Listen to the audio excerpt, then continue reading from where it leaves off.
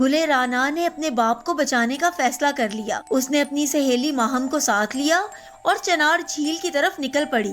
بادشاہ کے سب درباری اور سپاہی اسے روکنے کی کوشش کرتے رہے، مگر شہزادی کے ارادے مضبوط تھے۔ صبح سویرے وہ دونوں کشتی میں سوار ہوئیں۔ ماہم چپو چلا رہی تھی، جبکہ گلے رانا سنہری کشمیری لباس میں بیٹھ کر جھیل کے پانیوں میں خود کو پرسکون رکھنے کی کوشش کر رہی تھی۔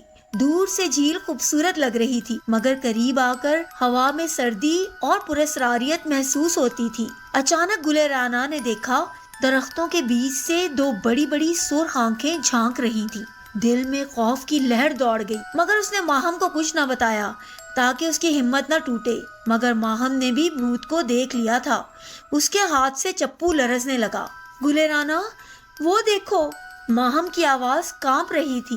ہمت کرو ماہم، ہمیں بابا کو بچانا ہے۔ کشتی جیسے جیسے آگے بڑھتی جا رہی تھی، درختوں کے پیچھے وہ خوفناک بھوت آگن راکھ مزید قریب آتا جا رہا تھا۔